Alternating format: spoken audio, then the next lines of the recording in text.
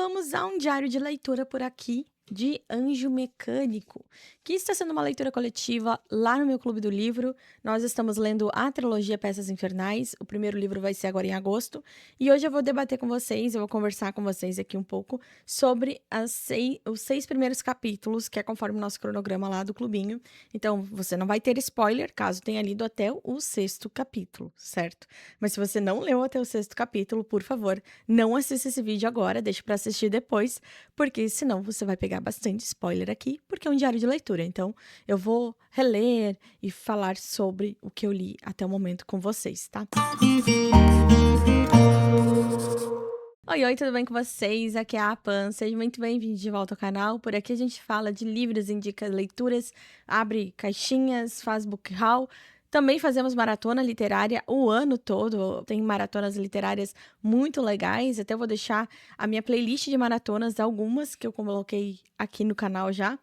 E hoje, especificamente para você que está lendo comigo no Clube da Austen, vamos então conversar sobre o primeiro capítulo até o sexto capítulo dessa leitura, conforme o nosso cronograma que está sendo da LC. E aqui, para quem não sabe, Peças Infernais se passa numa era ali de 130 anos antes de Instrumentos Mortais. É uma trilogia com começo, meio e fim. E para quem não leu Instrumentos Mortais e quer entrar para esse universo sem precisar ler os 6 livros e quer conhecer a escrita da Cassandra Clare, quer saber um pouco dos personagens, explicações, origens, enfim, a apresentação ali do mundo, Peças Infernais é uma ótima entrada para você que quer conhecer todo esse universo, mas lembrando que aqui se passa 130 anos antes, temos personagens adolescentes e também ali temos também a Era Vitoriana, o final da Era Vitoriana, mas que é uma era ali que quem gosta de ler clássico vai curtir muito ler essa trilogia aqui, porque tem uma pegada mais clássica, mais vintage, e a gente também se prende mais a tudo que vai acontecer aqui. Começando então pelo prólogo, né? O prólogo aqui, a gente tem a data de Londres, de abril de 1878, e ali a gente tem o Will Herondale com o Jim Carstairs, que são os 2 caçadores de sombra que nós vamos ter como protagonistas aqui, junto com a Tessa. Então são 3 adolescentes que a gente vai começar aqui a acompanhar a trajetória deles, e a Tessa ainda não conhece o Will e nem o Jim. Eles vão ainda se conhecer. Então, parece um pouco confuso esse começo, tá? Quando eu li a primeira vez, eu achei bem confuso, eu não estava entendendo nada com nada o que estava acontecendo, até porque eu fui totalmente no escuro, eu não sabia nem o que queria se tratar Peças Infernais. Eu sei que eu só queria conhecer ali um pouco da escrita da Cassandra Clare, porque eu quase não vejo ninguém falar hoje em dia. Eu sei que foi muito hypado quando eu era adolescente, mas hoje não se é mais falado. Então, a gente começa aqui praticamente com o Will, ele explodindo um demônio, né? E eu vou ler um pouquinho pra vocês, só pra vocês entenderem do que eu tô falando. O demônio explodiu em um banho de licor e entranhas. Will Herondale puxou de volta a adaga, mas era tarde demais. O ácido viscoso do sangue da criatura já começava a corroer a lâmina brilhante. Ele praguejou e jogou a arma de lado. Ela aterrissou em uma poça imunda e começou a se extinguir como um fósforo mergulhado na água. O demônio em si, é claro, já desaparecera, despachado de volta para qualquer mundo infernal do qual viera, mas não sem deixar uma bagunça para trás. Jim! Chamou Will, se virando. Onde você está? Viu isso? Morto com um golpe. Nada mal, hein? Então, aqui, o Will e o Jim, também para vocês entenderem, eles são caçadores de sombra e são para a batalha um do outro. Então, eles lutam e batalham juntos. Onde um está, o outro também está, justamente para se proteger. E essa coisa do para a batalha, a gente vai ter mais explicações ao longo da história. Então, vocês não precisam se preocupar em tentar pesquisar sobre. Até eu peço que vocês não pesquisem, porque quando eu tentei pesquisar, eu tomei um baita spoiler. E assim, não faça isso, tá bom? Bom, aqui também vale lembrar que a gente vai ter, então, algumas referências de ruas também, porque como se passa em Londres, né? A gente vai conhecer ali o Instituto dos Caçadores de Sombra de Londres.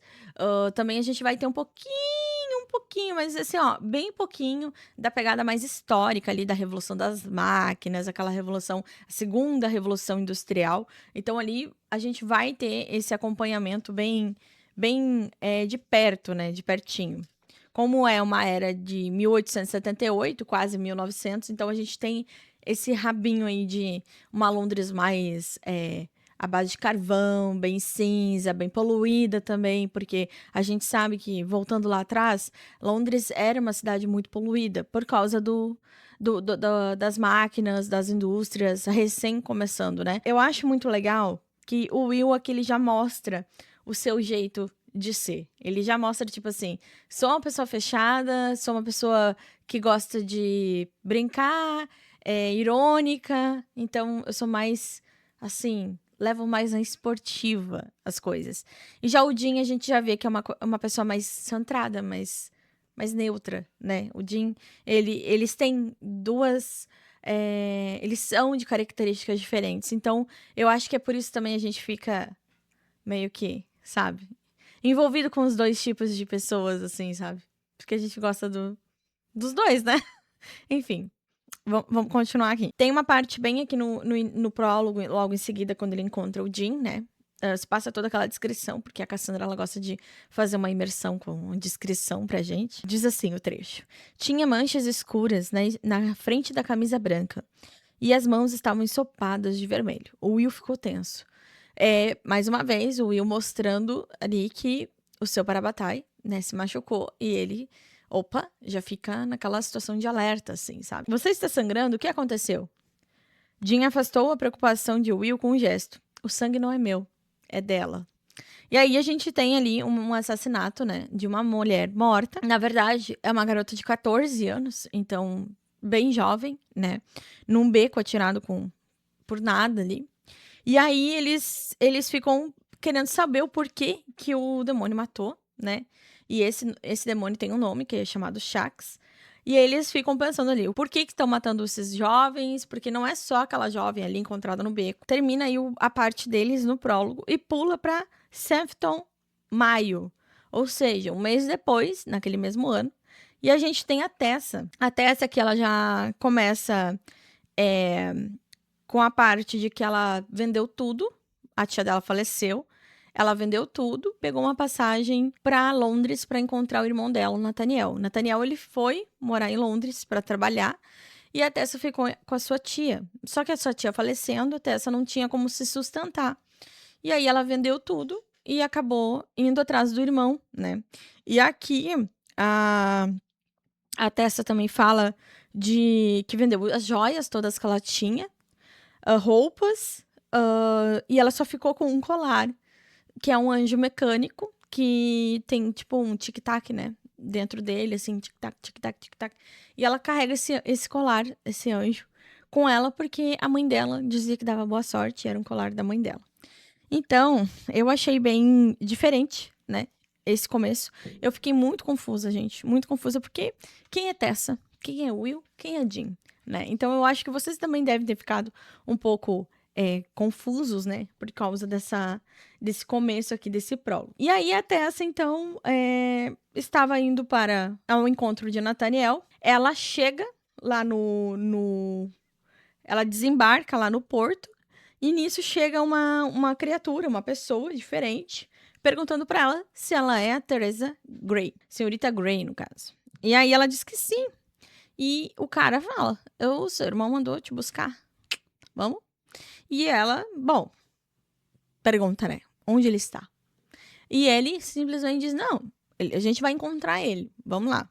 Mas ela pensou, se ele sabe meu nome, vou ir, né? Porque só o Nate sabia o nome dela.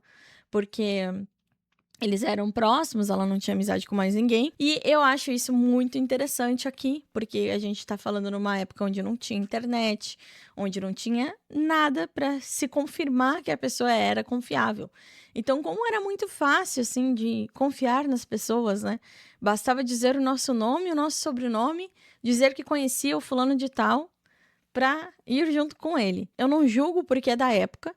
E eu lembro também, até hoje, quando eu era criança, a minha mãe mandava alguém me buscar na creche, ela sempre dizia assim, ó, o fulano vai te buscar na creche, eu autorizei e tá tudo bem.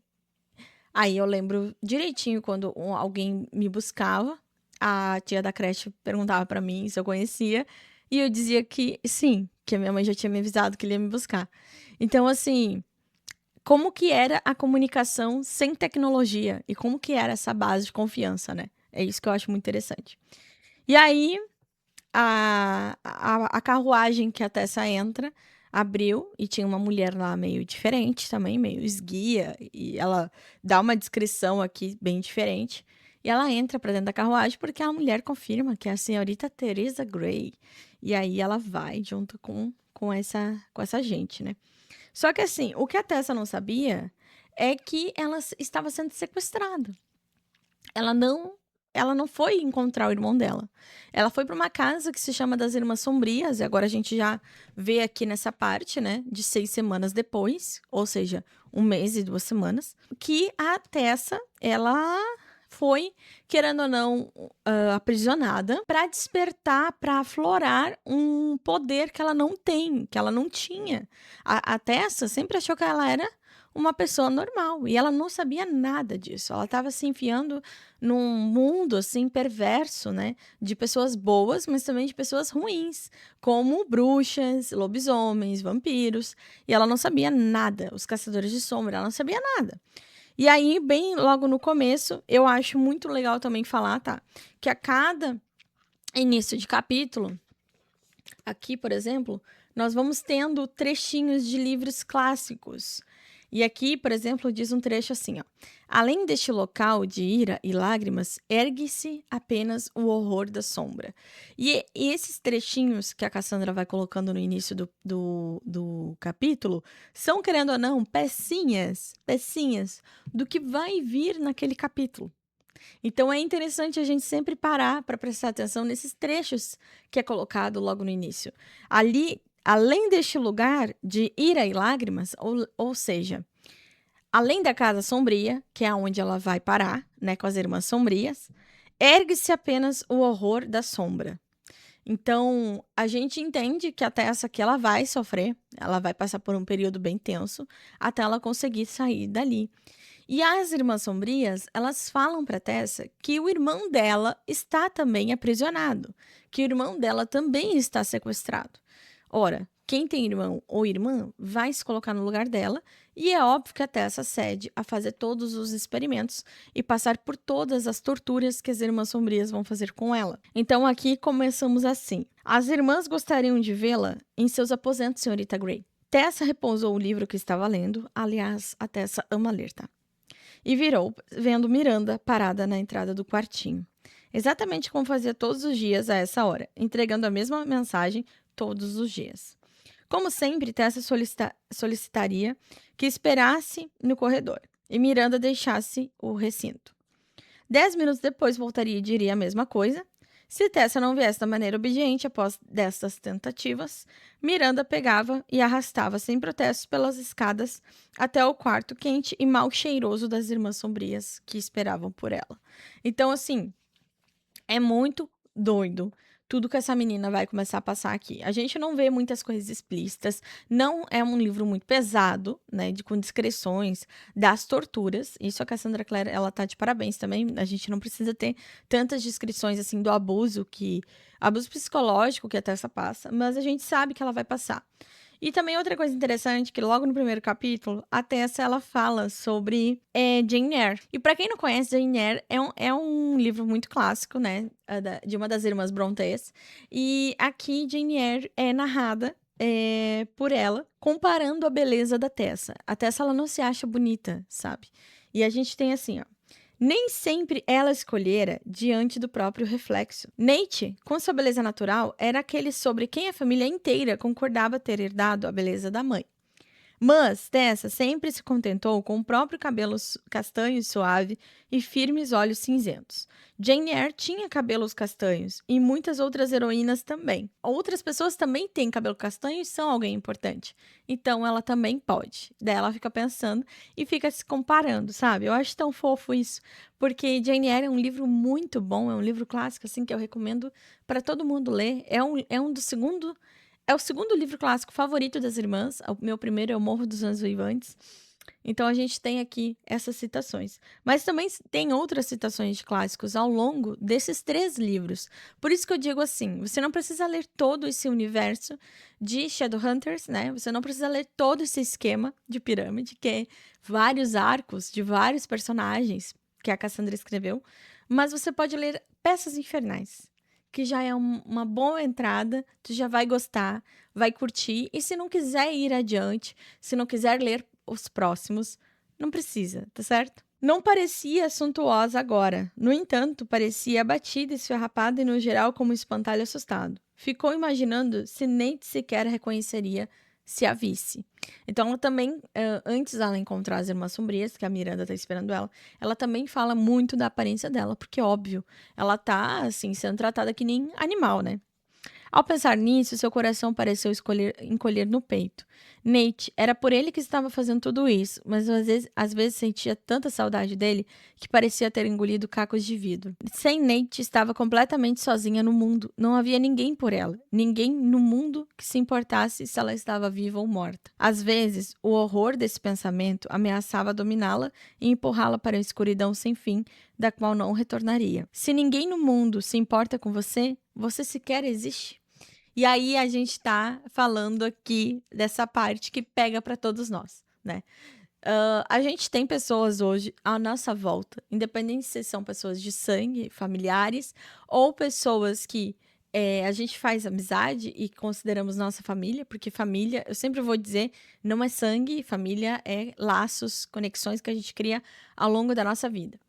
E aí a gente pensa, cara, a gente tem pessoas que se importam com a gente, que perguntam como a gente tá, que se a gente tá doente, a pessoa tenta nos ajudar. Mas até essa aqui, ela levantou uma coisa bem em questão. Ela não tinha ninguém. Ela não tinha ninguém. Ela não tem ninguém. Ninguém da família dela. Ela só tem o Nate. E eu acho que é por isso que é tão triste pra ela ficar pensando sobre isso. Ela tá sozinha. É ela por ela mesma. Agora, vocês imaginam uma garota de 15 anos sendo sequestrada. Era tudo mais precário, era tudo mais complicado, né? Um banho, comida, vestimenta, calor ou frio. Tudo era muito mais complicado. E aí ela vai encontrar a senhorita Black e a senhorita Dark, que são as irmãs sombrias. E eu não sei se a gente vai ter histórias das irmãs sombrias em algum momento. Mas aqui a gente conhece um pouco delas já, sabe?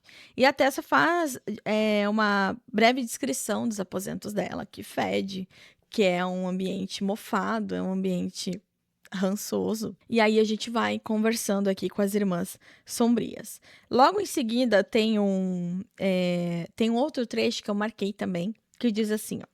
Levou semanas e na primeira vez que Tessa se transformou, sentiu uma dor tão atordoante que vomitou e desmaiou. Quando acordou, estava deitada em uma das cadeiras nos aposentos das irmãs sombrias, com a toalha úmida no rosto. Ou seja, o poder da Tessa é se transformar em outra pessoa. Ela tem que pegar o objeto da pessoa, qualquer objeto, pedaço de cabelo, qualquer coisa, para se transformar. E isso tudo ela teve que aflorar na base de tortura das irmãs. Você foi bem hoje, Teresa, dissera. Muito bem. Naquela noite, quando Tessa foi para o quarto, havia presentes para ela na cabeceira. 2 novos livros. De um jeito, as irmãs sombrias perceberam que ler romances era a paixão de Tessa. Tinha uma cópia de Grandes Esperanças e, quem diria, Mulherzinhas. Tessa abraçou os livros e sozinha, sem ninguém que vigiasse no quarto, se permitiu a chorar. E aí, sempre quando as irmãs sombrias chamavam a Tessa, era para fazer esses experimentos com ela e ela se transformar. O porquê que elas querem que ela se transforme, o porquê que elas sabem que ela tinha esse poder, elas conhecem Tessa muito mais do que a própria. Então a gente vai ver tudo isso um pouco nesse livro e ao longo dos 3 vamos tendo essas respostas. E aí esse é o fim do primeiro capítulo, tá? É importante falar sobre isso. Os capítulos são um pouco longos, então normalmente varia ali entre 10 e 15 páginas. Então sempre se prepara ali para ler tipo 40 minutos mais ou menos, que é o tempo que vai dar para ler cada capítulo. Uma coisa interessante que elas falam é que ela diz assim, ó: ela progrediu muito desde então, não acha, irmã? Diz a senhora Black. Considerando com o que tivemos que trabalhar no início, nem sabia o que ela era. De fato, era absolutamente sem forma, como barro, concordou a senhora Dark. Operamos um verdadeiro milagre. Não consigo ver como o magistrado não se agradaria. Aí a gente já tem o nome do primeiro vilão aqui que está por trás disso tudo, o magistrado. A senhora Black engasgou. Isso significa...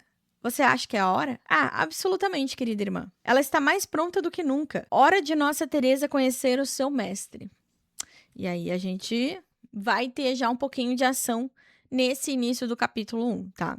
A gente tem ali, elas vão levar a Teresa para conhecer o magistrado, e aí começa o capítulo 2. E vamos falar agora um pouquinho desse capítulo 2 para vocês entenderem onde isso vai dar e o que eu tô achando, tá? Do capítulo 2, 3. Isso aqui está sendo uma releitura para mim, e eu tô comentando com vocês os pontos que eu achei mais legal em cada capítulo. Então, não se preocupa que a gente não vai falar de todos os capítulos minuciosamente, mas eu vou comentar um pouquinho de cada um aqui com vocês para ver o que vocês acham também e o que vocês podem trazer diferente do que eu não analisei, do que eu não olhei aqui e passou despercebido ou não tão relevante assim para mim, tá? Então, é isso. E aí no capítulo 2, que se chama O Inferno é Gelado, entre dois mundos a vida paira como uma estrela. Entre noite e aurora, sobre a linha do horizonte. Quão pouco soubemos que somos, e menos ainda do que podemos ser. Lord Byron, Dom Juan. Novamente tem uma metáfora do capítulo que a gente vai começar a ler.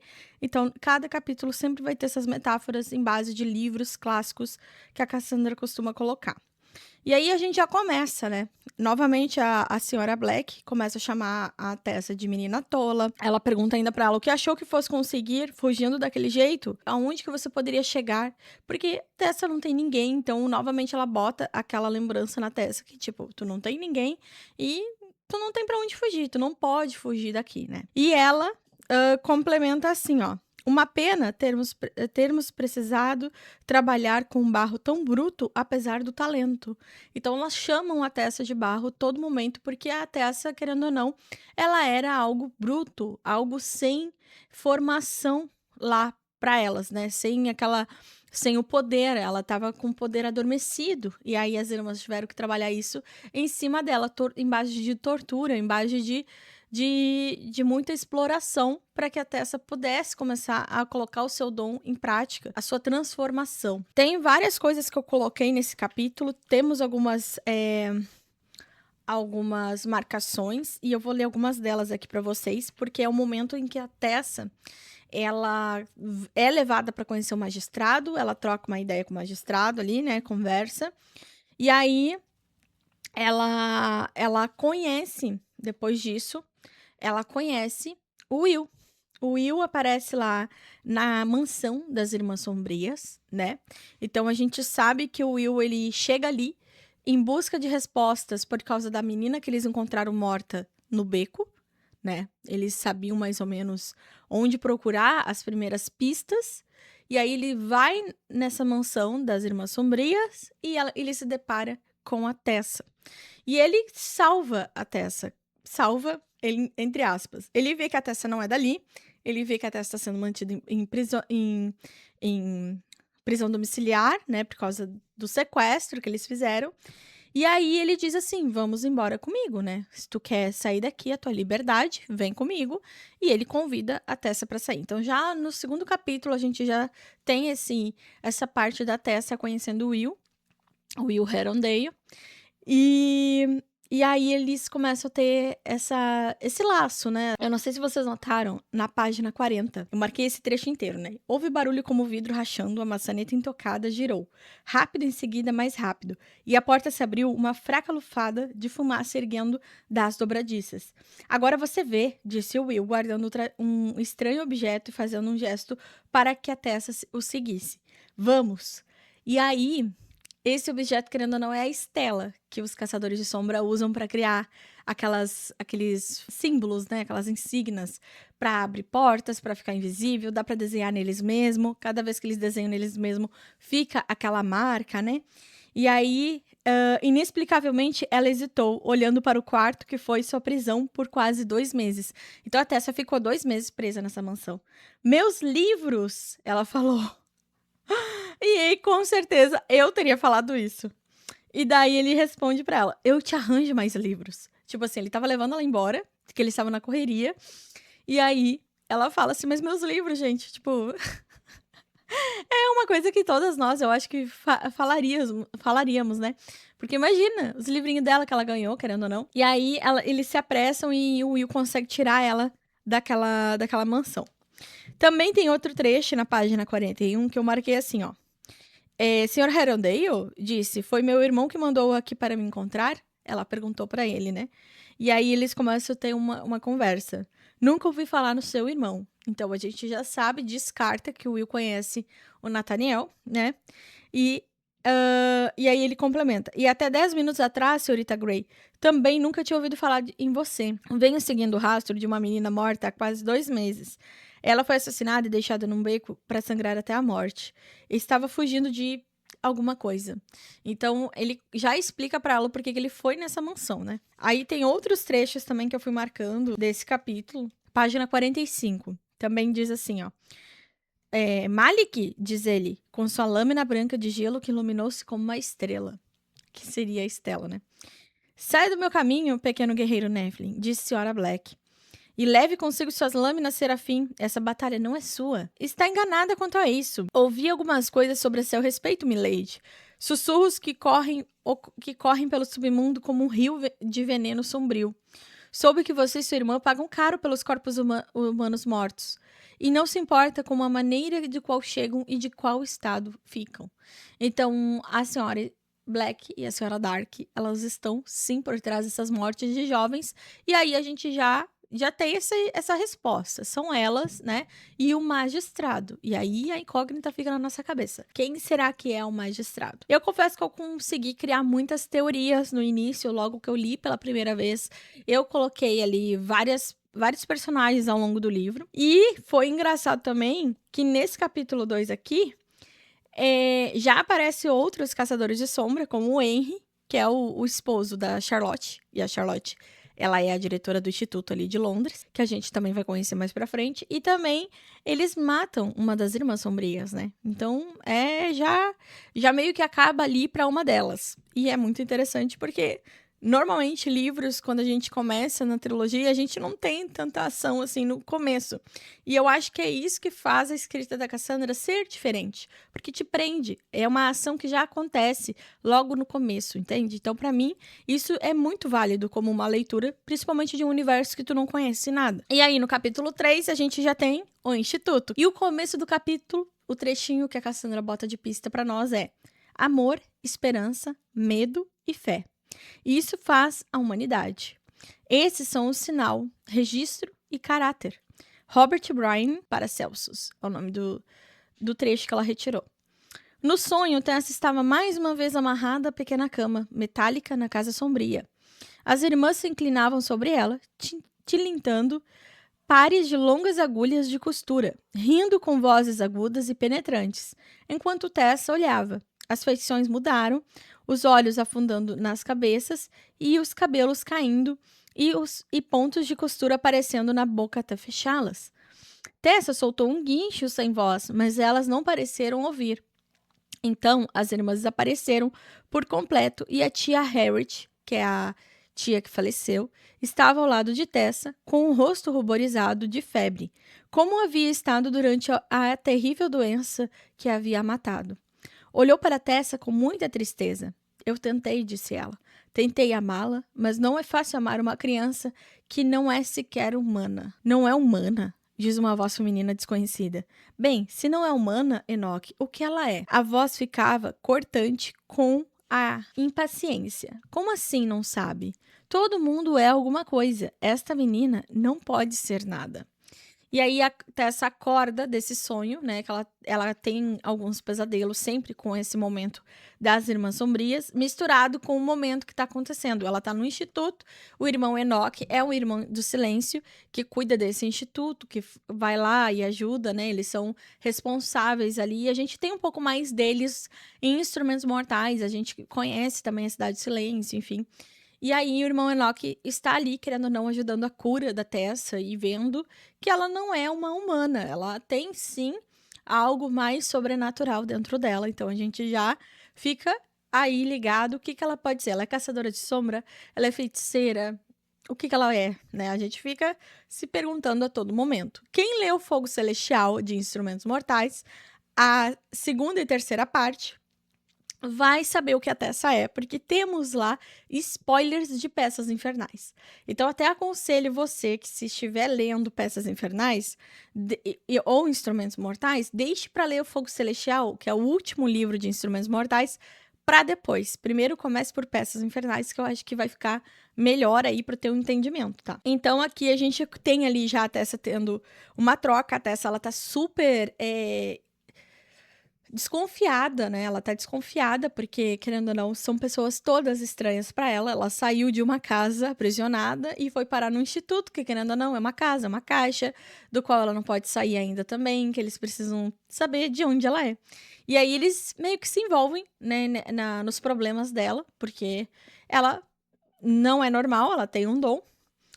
E também eles querem saber onde é que está o Nathaniel, e aí a Charlotte e o Henry começam ali a procura do Nathaniel também, tá? Então, no segundo capítulo ali, temos também uma resposta que diz assim, ó: você é Eidolon, Teresa Gray, transformadora, mas nada disso me parece familiar, não há marca de demônio em você. Então, assim, ela não tem nenhum tipo de marca, ela não tem nada que mostre que ela tem aquele dom e que ela seja algo mais poderoso do que ela mesma conhece, né? E também eu marquei outro trecho na página 53 que diz assim: você é norte-americana, veio para cá de Nova York porque estava seguindo o seu irmão, que lhe mandou uma passagem de navio. O nome dele é Nathaniel.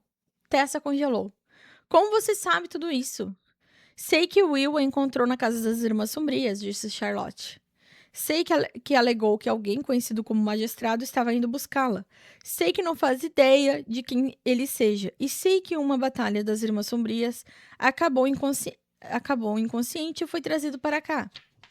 Aí, complementando, ela falou assim: as palavras de Charlotte eram como uma chave destrancando uma porta. De repente, Tessa se lembrou-se de ter corrido com Will por um corredor, de portas metálicas, de uma sala cheia de sangue do outro lado. Lembrou-se da senhora Black, de cabeça arrancada. Lembrou-se do Will arremessando a faca. E aí ela começa a ter todas aquelas lembranças conforme a Charlotte vai lembrando isso pra ela. Porque a Tessa, ela meio que apaga por alguns dias ali, após essa escapada aí da Casa das Irmãs Sombrias. A Charlotte começa a explicar pra ela o que são Nephilims, né? E a gente tem uma boa explicação na página 55 do capítulo 3. Também eu achei interessante a gente marcar aqui que a Charlotte, ela sabe o que a Teresa é, só que ela precisa comprovar. E ela só fala assim, ó: você é uma integrante do submundo. O irmão Enoch confirmou. Só não sabemos de que espécie. Veja bem, o tipo de magia que você faz, sua habilidade, não é algo que um ser humano comum possa fazer. Então, é óbvio que ela é alguma coisa do submundo. Eu sempre desconfiei que ela seria uma feiticeira, só que ela também consegue receber algumas marcas no corpo. Então, será que ela seria metade feiticeira, metade caçadora de sombra? Por quê? Como? Porque uma coisa não se une à outra. E conforme tu vai lendo os livros de Instrumentos Mortais, tu vai sabendo que nenhum nem outro dá pra ser os dois juntos, né? Tem que ser uma coisa ou tem que ser outra. E aí a gente vai entendendo mais lá pra frente conforme vai passando essas páginas, tá? O que a Tessa é, vocês precisam entender que não é uma novidade. Que não é uma coisa assim, um segredo de Estado. É bem visível o que ela pode ser, entendeu? Porque ela consegue se transmutar em outras pessoas segurando apenas um objeto pessoal delas. E aí aparece, né, gente? Aparece aqui a Jessamine, o Jim. O Jim é já comentado sobre, que será o outro, né, o Parabatai de Will, e que será esse o triângulo amoroso da história.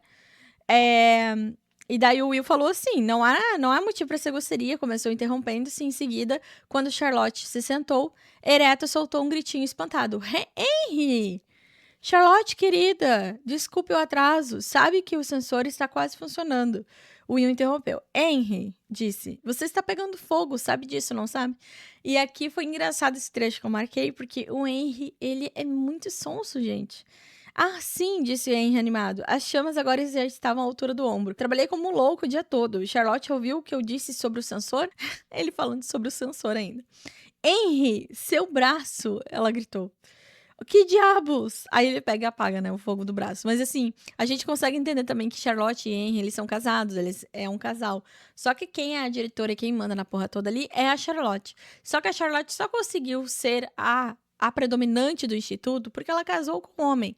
Porque se ela fosse uma mulher solteira, ela não entraria nesse arco de poder de ser uma diretora do instituto, né? De ser a guardiã legal.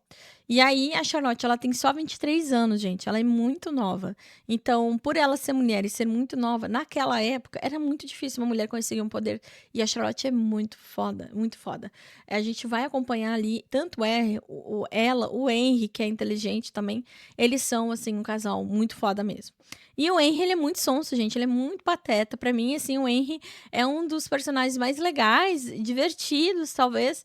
Mas ele é um personagem muito sonso, muito, tipo, desligado da vida. Ele só quer saber de invenção. Ele é o cara que inventa um monte de coisas ali pra eles usarem, armas, bugigangas, né, que a gente fala. Então, ele é muito legal. Ainda no capítulo 3, a Jessamine perguntou assim pra Tessa, né?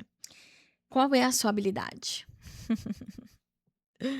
E Charlotte não quis dizer, ela fala. Jessamine, a Charlotte chama atenção, né?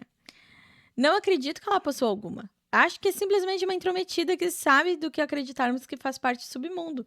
Teremos que tratá-la bem por causa dos acordos. Então a Jessamine, ela é muito petulante. Ela é uma menina, uma adolescente que bate muito de frente. E aí a Tessa não gostou do que ela falou, né? E a Tessa disse assim: não precisa ser um segredo, mas seria mais fácil mostrar do que contar, ela fala.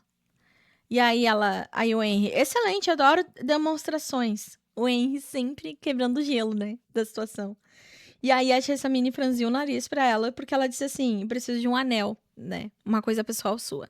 E aí a Jessamine entrega o anel, e a Tessa faz a sua primeira transformação na frente deles ali no instituto. E, gente do céu, o negócio é louco, mas assim, ó, eu achei muito legal pela cara da Jessamine. E ela também fala bem assim, ó, gente, eu não sabia que o meu nariz era tão grande. Tipo, ela não se importa que a menina se transformou nela. Ela fica só apavorada com o nariz. Então, a Jessamine, ela é uma adolescente muito de nariz em pé, sim. Ela responde sim, ela é sincera. E quando ela tem que pegar pra capar ali, ela pega, ela bota a mão na massa mesmo. Ela é uma baita caçadora de sombras, ela é muito forte com isso. E eu gosto da Jessamine, apesar de todos os problemas. Mas, claro, que em alguns momentos aqui da história, eu odiei ela. Capítulo 4. Somos sombras. E aí, depois de toda aquela transformação, depois de tudo que a Tessa mostrou ali pro pessoal, no instante que Tessa voltou à própria forma, teve que passar por um bombardeio de perguntas. E aí todo mundo queria saber como que esse poder aconteceu, de onde veio, só que é muito delicado pra Tessa ficar explicando, porque, querendo ou não, ela foi obrigada, ela forçou aquilo a florar nela, né? E sim, ela precisa, seja um cabelo, qualquer coisa de alguém. Pode ser até esse cremezinho de mão. Se ela pegasse, ela conseguiria se transformar em mim, por exemplo.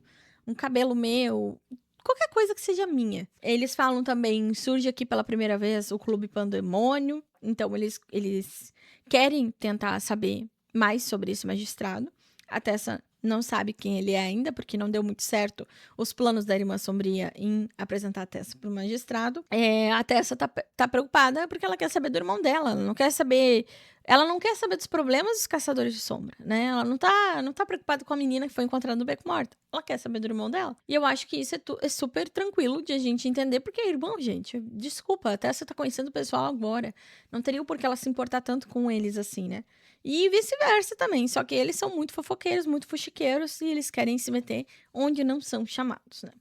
Então, eles têm bastante conversa aqui sobre o paradeiro. E aí, eles começam a traçar um plano também. Eles querem saber, né, mais do que eles vão fazer, como que eles vão ir até o clube. O Will, ele leva a Tessa para conhecer o instituto, leva ela até a biblioteca, porque sabe que a Tessa gosta muito de ler e ele prometeu livros para ela, né? E aí ele fala assim pra ela: esta é a grande biblioteca, disse Will. Todo o instituto tem a sua, mas essa é a maior de todas do ocidente, pelo menos. Inclinou-se contra a porta, os braços cruzados sobre o peito, e disse: eu disse que arranjaria mais livros para você.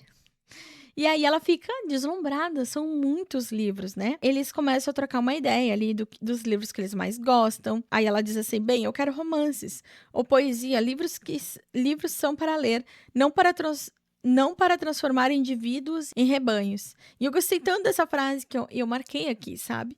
Sobre essa parte que eles trocam esse diálogo. E daí os olhos do Will brilharam e aí ele disse assim: acho que talvez tenhamos uma cópia de Alice no País das Maravilhas. Em algum lugar. A Tessa fala: esse é para crianças, não é? Nunca gostei muito. Tinha loucura demais.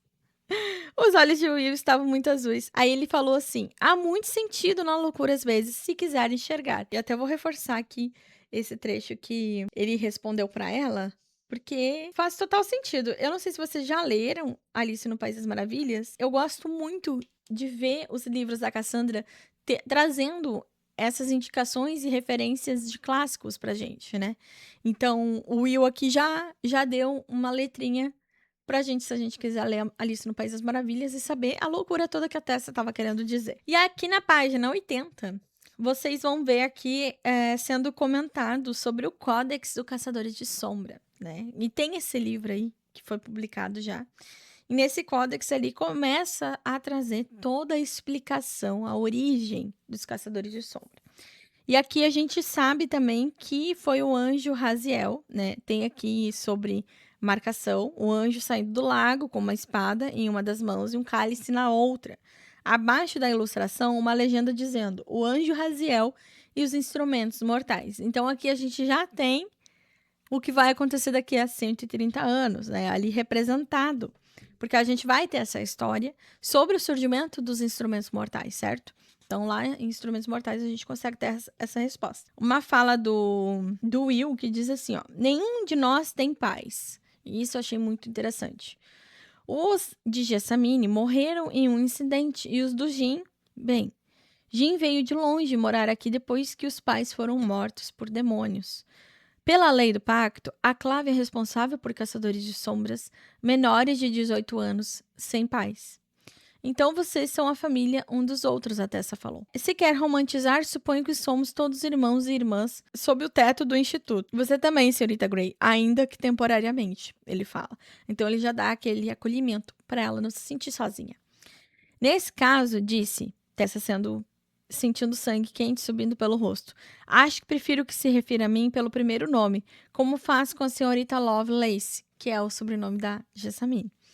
Will olhou para ela rápido e com firmeza e em seguida sorriu. Os olhos azuis brilhavam quando sorria. Ele é muito fofo. Então deve fazer o mesmo comigo, disse Tessa. Nunca tinha pensado muito sobre o próprio nome, mas quando ele pronunciou, foi como se eu estivesse ouvindo pela primeira vez. O T forte, Tessa. Will, sim. Os olhos brilharam dele, entretidos. Como vocês aprendem a lutar e como lutam? A desenhar aqueles símbolos mágicos e tudo mais. E aí o Will vai explicando para ela um pouco dessa introdução do que a gente também já conhece em Instrumentos Mortais. E aí aqui tem mais uma referência em 84, na página 84, do Will Collins, o Armadale. E eu tenho esse livro, ainda quero ler esse livro, essa referência, né, de Anjo Mecânico. Eu gosto muito, gente, assim, desses trechos. Eu fiquei marcando muito por horas e horas. Eu não sei como é que funcionam as marcações para vocês, mas eu gosto bastante mesmo de poder comentar tudo. No capítulo 5, agora a gente já tá no penúltimo capítulo aqui do nosso cronograma. A gente já tem aqui, então, o início, né, depois que eles trocam muita conversa lá, o Will e Tessa, que eu achei muito legal a conversa deles. No capítulo 5, o trechinho que diz é: sonhos são verdadeiros enquanto duram, e não vivemos nos sonhos? Lord Alfred Tennyson em The Ryan Fantasy. Então aqui no capítulo 5 a gente tem muita explicação do Códex que a Tessa tá lendo, tá? Muita coisa mesmo. Tem ali as marcas, né? Por que das marcas? Como que eles conseguem fazer marcas? Por que só caçadores de sombra? Então a gente vai ter muita explicação nesse capítulo aqui. É bem importante a gente prestar atenção para a gente saber ali tudo que a gente está lendo, né? Depois que a Tessa para de ler um pouco, ela procura pelo Will e ela ouve um som de violino. Um som de violino. E adivinhem só, a Tessa encontra o Jim. E aí a gente vai ter aqui a apresentação, o primeiro contato, porque a Tessa não tinha conhecido o Jim ainda. O Jim não apareceu no jantar. E aí eles se conhecem. Ela entra assim no quarto procurando por Will. E ali está o Jim. Ai, gente, é tão linda essa parte. Porque eles começam a conversar e aí tu vê que é uma coisa muito tranquila que tá acontecendo ali entre os dois, sabe? Tranquilo, leve, uma conversa, uma apresentação. O Jim já se apresenta pra ela. de uma maneira muito calma. E aí tu vai vendo, conforme eles vão conversando, e tu vê que a conexão entre ela e o Jim é diferente da conexão que tem entre ela e o Will. Ela e o Will, eu achei que a conexão deles tem muito, assim, do senhor e senhorita, assim, é muita formalidade a conexão entre ela e o Will. Tem uma barreira ali que separa os dois, de formalidade. Já ela e o Jim, não. Ela e o Jim, ela consegue ser um pouco mais leve com ele. Eu não sei se vocês percebem isso no diálogo, mas eu percebi muito relendo, assim, pela segunda vez, sabe? Acontecem algumas coisas aqui nesse capítulo. O Jim passa mal, porque ele, ele precisa tomar uma droga pra ele continuar bem. E aí começa um mistério, né? Porque o Jim, ele, infelizmente, ele tá muito doente. E ele mostra ali que ele tá, querendo ou não, sensível, ele tá, querendo ou não, debilitado, enfim. Nisso, em paralelo a isso, no ponto de vista da Charlotte e do Henry, eles vão até a empresa em que o Nathaniel foi trabalhar, ali de Londres, né? Uma empresa de máquinas, assim. E a Charlotte e o Henry começam a perguntar pro dono da empresa pelo Nathaniel e eles fingem ser os tios do Nathaniel. Então, como eu falei pra vocês, eles começam a se envolver, nesse mistério. Gente, eu achei isso tão legal, porque a Charlotte e o Henry, eles têm, assim, um perfil muito de pai, sabe? E aí, eles conversam com o Sr. Mortman, que é o dono da empresa, e o Sr. Mortman, ele já apresenta muito conhecimento sobre os Caçadores de Sombras. E a gente fica com o pé atrás também, né? Porque ele sabe muita coisa para um simples mundano. Só que ele é uma pessoa que viaja muito, ele gosta muito de história, ele é muito fuxiqueiro, então talvez ele saiba por causa disso também. A gente não sabe, né, ainda. Aí o capítulo 6, aqui a gente já tem uma entrada, né? De que enquanto a Charlotte e o Henry estão falando lá com o Marchman, a gente também tem o Jim e o Will indo atrás de pistas e voltando ao local onde o Will encontrou a Tessa. Pra ver se eles têm mais pistas ali, né? Capítulo 6 se chama Terra Estranha. E daí diz assim: não devemos olhar para os homens gnomos. Não devemos comprar dos seus frutos. Quem sabe em que solo se alimentaram suas raízes famintas e sedentas? Christina Halsett, Goblin Market. É o nome do trecho que a Cassandra tirou. E daí começa um diálogo entre o Jim e o Will, muito engraçado. E aí vocês vão perceber que quando eu falo que eles são irônicos é porque o negócio pega, né? Sabe, disse Jim, isso não é nada que eu achei que um bordel seria. Os dois meninos estavam na entrada do que a Tessa chamava de Casa Sombria, né? Eles estavam ali na frente da casa onde o Will resgatou a Tessa. O que imaginava exatamente, James? Damas da noite acenando nas sacadas? Estátuas nuas decorando a entrada? Suponho, disse mansamente, que estivesse esperando alguma coisa com aparência menos monótona. O Will havia achado a mesma coisa na primeira vez que viera. A sensação opressora que havia no interior da Casa Sombria era de que se tratava de um local que ninguém jamais pensara como lar.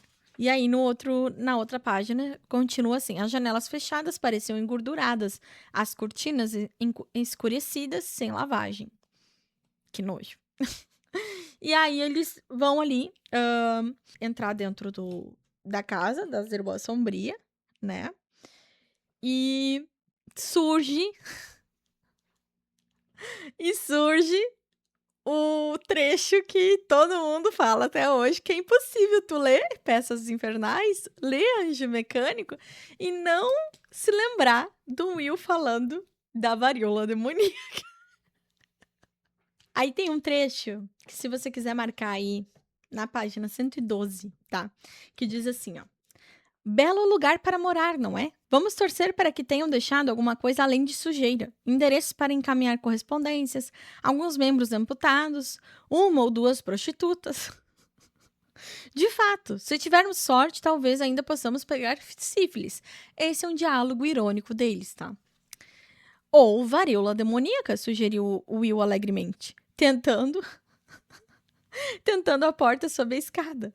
Ela se abriu, destrancando, assim como a porta da frente. Sempre tem varíola demoníaca. Não existe varíola demoníaca. Oh, homem de pouca fé, disse o Will, desaparecendo na escuridão sob as escadas. Então, assim, aqui, gente, quando o Will inventa a varíola demoníaca, vocês não estão entendendo que lá pra frente ele vai inventar a música da varíola demoníaca. Então, assim, é muito engraçado esses trechos do Will com o Tim. Ou eles com qualquer personagem de Peças Infernais, tá? É muito mesmo, muito engraçado. Enfim, eu marquei essa parte porque eu adorei essa parte. Aí eles encontram uma mulher meio robô, meio humana, que diz que aconteceu umas coisas ali, né, que vocês vão ler. E daí diz assim: cuidado, Nephilim, assim como chacinam outros, também serão chacinados. Seu anjo não pode protegê-los contra aquilo que nem Deus nem o diabo fizeram. Um exército que não nasceu nem no paraíso nem no inferno. Cuidado com a mão do homem, cuidado. E aqui eu frisei bem essa frase: cuidado com a mão do homem. Então, assim, não foi Deus e nem o diabo que criou, foi o próprio homem que criou alguma coisa. E aí a gente já tem essa pista, né, de que um homem é um magistrado, tá fazendo alguma merda. E daí ela fica: cuidado, cuidado, cuidado, cuidado, cuidado! O negócio morre de vez. É um resto de humano, corpo meio robô. Eu não sei explicar pra vocês, mas o Henry chama de autômato, tá? Autômato é uma coisa que já vem há muito tempo. E isso entra dentro do steampunk. Muito interessante, não é mesmo? E aí a gente vai avançando, né? Com o Will e o Jim já tendo essas pistas no capítulo 6. E daí, assim, tem o ponto de vista da Charlotte, do Henry, tem o ponto de vista do Will e do Jim, que eles estão espalhados, né? Cada um com suas tarefas. E a Tessa e a Jessamine, elas estão dando uma volta, né? Pegando o sol. A Jessamine apresenta alguns lugares pra Tessa ali perto, fora do instituto, no caso. E aí elas encontram um gnomo, né? Que é um goblin, né? Goblin, gnomo, enfim. E aí a Tessa, né? Elas são atacadas por ele. E a Jessamine, em vez de correr, ela vai pra cima do gnomo. Ela bate no gnomo e mata o gnomo. E é engraçado que eu marquei aqui o trecho que ela diz assim, ó: avisei você, disse Jessamine. Estava ofegante e o peito subindo e descendo como se estivesse acabado de correr pelo parque. Avisei para nos deixar em paz, criatura imunda. É muito engraçado, gente. Então, assim, a Jessamine dá um ranço, dá. Mas é um sentimento de amor e ódio, eu acho que a gente vai tendo com ela, tá?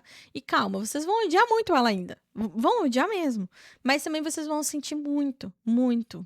Assim, é um misto de emoções, já aviso. É uma personagem que desperta muita coisa na gente, tá? Então, assim, você vai ter ranço, mas você também vai chorar, você vai sorrir. E é muitos sentimentos.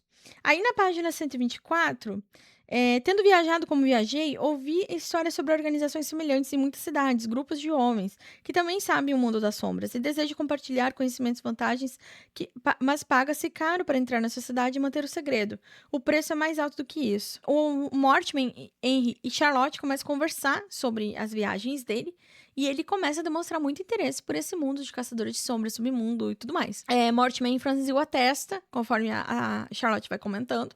E ele pergunta: submundo? Está falando dos sobrenaturais, como feiticeiros, lincantropes e afins? Um mundano como eu pode se tornar sócio do clube, mas os presidentes, aqueles que comandam a empresa, são integrantes do submundo, feiticeiros, lincantropes, vampiros, o povo de fadas, que nos evita, no entanto, muitos comandantes das indústrias, rodovias, fábricas e coisas do tipo para elas detestam essas coisas. No caso, o povo das fadas sempre fica mais recluso, eles são mais chatos. Adoráveis criaturas, as fadas, mas temo que o progresso seja o fim delas. E aí aqui ele já começa a contar um pouco do seu plano.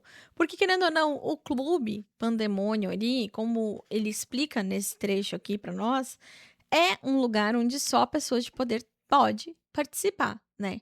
E esse clube Pandemônio é onde a gente vai encontrar o Magnus. Calma. A coisa só piora, tá? E aí a gente finaliza aqui com mais algumas coisas que acontecem, tá? Sobre o que a Charlotte e o Henry encontram lá com o Mortimer, as respostas. E esse é o fim da nossa primeira parte do diário de leitura. E aqui a gente encerra essa primeira parte. Eu espero que vocês tenham gostado de comentar aqui comigo, de saber um pouco mais e entender o que eu tô achando dessa minha releitura com vocês, que está sendo uma leitura coletiva.